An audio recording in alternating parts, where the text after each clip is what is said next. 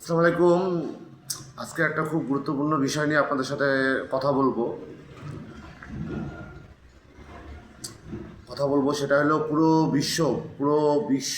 পুরো পৃথিবী জুড়েই মুসলমানরা নির্যাতিত নির্যাতিত মুসলমানরা।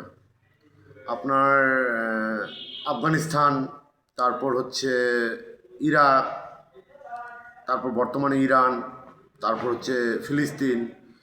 হ্যাঁ, মুসলিম রাষ্ট্রগুলোর উপর পশ্চিমারা সবসময় আক্রমণ করে গেছে।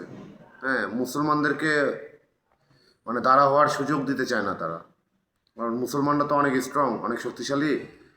হ্যাঁ, তো এই জন্য সুযোগ দিতে চায় না।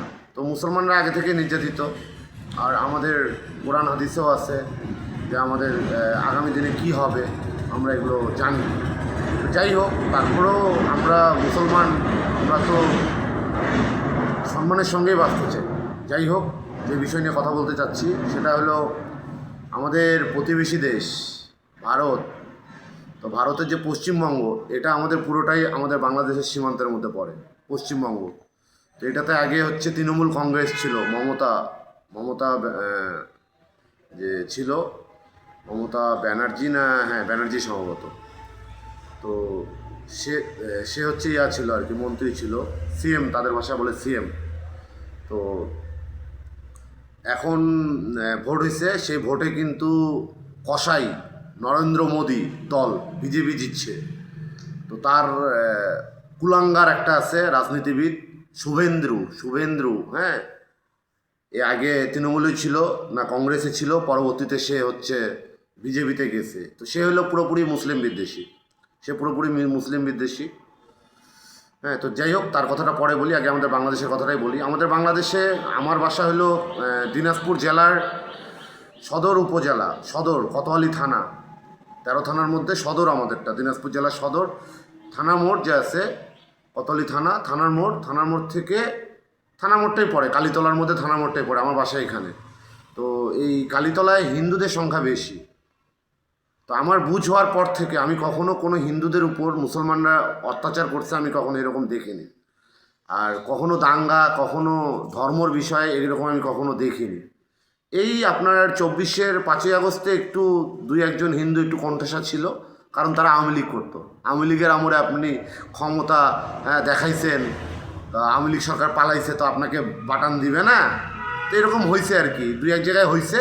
তো এইটার জন্য আর কি হিন্দুরা আন্দোলন করতেছিল যে আমাদের এখানে আমরা নির্যাতিত, আমরা এখানে অবহেলিত। ওদের আছে তো, ওই যে আব্বা ইন্ডিয়ার কাছে আর কি অভিযোগ করে। আপনাদের মনে আছে, এটা কয়েক বছর আগে, এর আগের টার্মে যে ট্রাম্প ক্ষমতায় ছিল, তখন পিয়া সাহা নামে একজন ছিল, পিয়া সাহা। সে বলছিল কি, জাতিসংঘে যায়, কি বলছিল ট্রাম্পকে, যে আপনার 2 কোটি হিন্দু হচ্ছে আপনার গুম আছে, তারপর 3 কোটি হিন্দু হচ্ছে নির্যাতিত বাংলাদেশে। এগুলা কিন্তু মিথ্যা অপবাদ দিছিল, তারা পারেই মিথ্যা অপবাদ দিতে। তো এই জন্য যারা ভারতীয় হিন্দু আমাদের দেশে আছে, আমি তাদের বিপক্ষে, তাদেরকে আমি দেখতে পারি না। ভাই, আপনি হিন্দু হন, মুসলমান হন, খ্রিস্টান হন, বৌদ্ধ হন, যা হন, আপনি বাংলাদেশি। আপনি বাংলাদেশি হয়ে যদি থাকতে পারেন, তাহলে আপনাকে সম্মান দিব, রেসপেক্ট দিব, সব দিব। কিন্তু আপনি যদি বাংলাদেশে থাকে, ওই ভারতের, ওই ইন্ডিয়ার যদি দালালি করেন, তাহলে আপনার এখানে থাকার কোনো অধিকার নেই। আপনি চলে যান। কারণ আমাদের দেশভাগ যে হয়েছিল, আমাদের দেশভাগ 71-এ আমরা হচ্ছে হয়েছি, বাংলাদেশ হয়েছি। কিন্তু তার আগে 47-এ যে দেশভাগ হয়েছিল, সেটা কিন্তু ধর্মের ভিত্তিতে ভাগ হয়েছিল। যেখানে মুসলমান সেটা পাকিস্তান, যেটা হিন্দু সেটা ইন্ডিয়া, আবার যেটাতে মুসলমান সেটা আবার পাকিস্তান। পূর্ব পাকিস্তান আর পশ্চিম পাকিস্তান ছিল, আমরা পূর্ব পাকিস্তান ছিলাম, তাই না? তো ধর্মের ভিত্তিতে ভাগ হয়েছিল। তো ভাগ হওয়ার পর এখন আপনারা চান যে সম্প্রীতির বাংলাদেশ। হ্যাঁ, হিন্দু মুসলমান আমরাও এটা চাই, আমরা কোনো ভাগাভাগি চাই না। মুসলমান, হিন্দু, বৌদ্ধ, খ্রিস্টান যা আছে বাংলাদেশ সবার, আপনাদেরও। কিন্তু একটু কিছু হলে ওই দাদাবাবুর কাছে অভিযোগ করেন। হ্যাঁ, আমরা দেখি নাই 5ই আগস্টের পর দেখি নাই সবাই নামে গেছিলেন রাস্তায়। কোথায় আক্রমণ হয়েছে আপনাদের উপরে কোথায় আক্রমণ হয়েছে? আক্রমণ হয়েছিল? কোথাও তো আক্রমণ হয়নি। আমার বাড়ির পাশে তো অনেক হিন্দু আছে। রাত 2টার দিকে হয়ে উঠলো, বাস নিয়ে বাইরে এলাম, আমরা 2 ভাই বাইরে এলাম, দেখি এলাকার ছেলে পেলে কী হয়েছে রে, বলে মানুষজন ঢুকছে। কি ভাঙাভাঙির জন্য ঢুকছে? কোথায় দেখছি?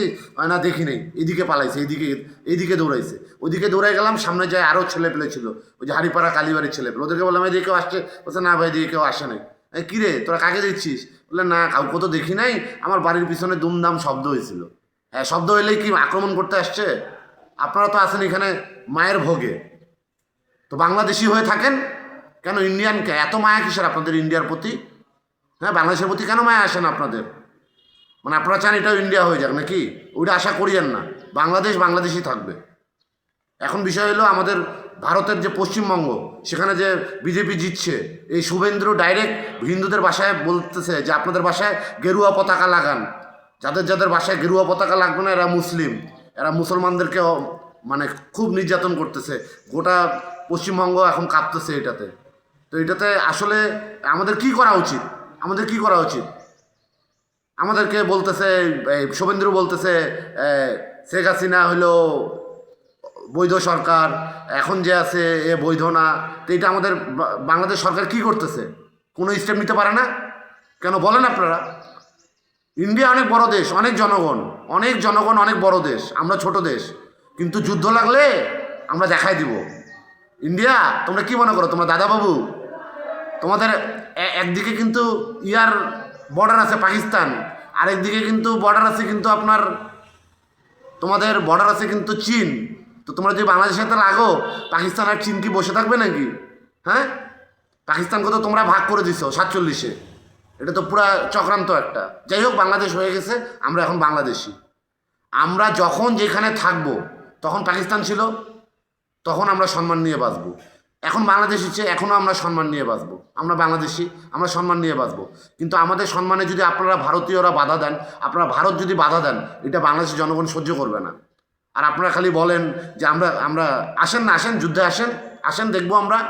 আমাদের যে বিডিআর আছে, আমাদের যে সেনাবাহিনী আছে, আমাদের যে বিডিআর, এই বিডিআর কিন্তু ওই সেনাবাহিনীর কাছ থেকে ট্রেনিং প্রাপ্ত কিন্তু, ঠিক আছে?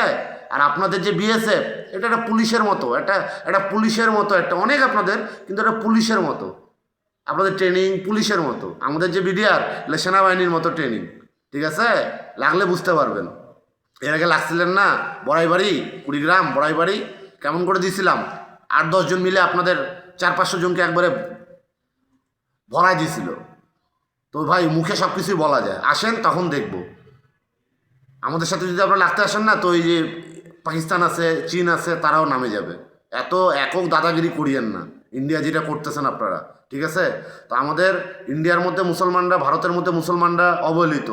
এখন যেটা পশ্চিমবঙ্গ হচ্ছে, এটা মানে নেওয়ার না। হ্যাঁ, আপনারা আমাদের বাংলাদেশিরা আপনারা প্রতিবাদ করেন, আপনারা ফেসবুকে পোস্ট দেন, আপনারা সোশ্যাল মিডিয়ায় জানান দেন, সবাইকে জানান, গোটা বিশ্বকে জানান, উতাল পাতাল করে দেন। হ্যাঁ, কারণ আমরা মুসলমান তো, আমাদের ভাই হয়, আমাদের ভাই হয় মুসলমান। আর যারা অন্যান্য ধর্ম আছে, বেধর্মী, আমরা তাদেরকেও শত্রু ভাবি না। কারণ এই পৃথিবীতে আমরা বিশ্বাস করি, মুসলমানরা বিশ্বাস করি একজনই মালিক, সেটা হলো আল্লাহ তাআলা। আল্লাহ তাআলা হলো মালিক, তার সবাই সৃষ্টি তার। এখন যে বিপদে চলে গেছে, তাকে শাস্তি ভোগ করতে হবে। আমাদের জাহান্নাম আছে, জান্নাত আছে না? তো যারা ভালো কাজ করবে, যারা ভালো দেশের হয়ে কাজ করবে, যারা সমাজে ভালো কাজ করবে, তারা জান্নাতে যাবে, নামাজ কালাম পড়বে, তারা জান্নাতে যাবে। আর যারা হচ্ছে খারাপ কাজ করবে, যারা বেধর্মী, তারা জাহান্নামে যাবে। এর মধ্যে যারা হেদায়েত প্রাপ্ত হবে, তারা বাঁচে যাবে। তো যাই হোক, তো মুসলমানরা অনেক এখন ইয়াতে আছে, বিপদে আছে, বিশেষ করে পশ্চিমবঙ্গ। এগুলো আমাদের কাছে, তো এই জন্য আমরা বুঝতে পারি। কিন্তু ফিলিস্তিন, তারপর ইরান, এগুলো তো কত অবহেলিত হয়েছে আমাদের মুসলমানরা।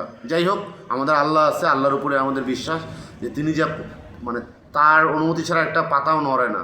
তো অতএব আমাদের অত টেনশন নেই, আমাদেরকে সৎ থাকতে হবে, সৎ থাকলেই সব কিছু হবে। ঠিক আছে, সবাই ভালো থাকবেন। আসসালামু আলাইকুম।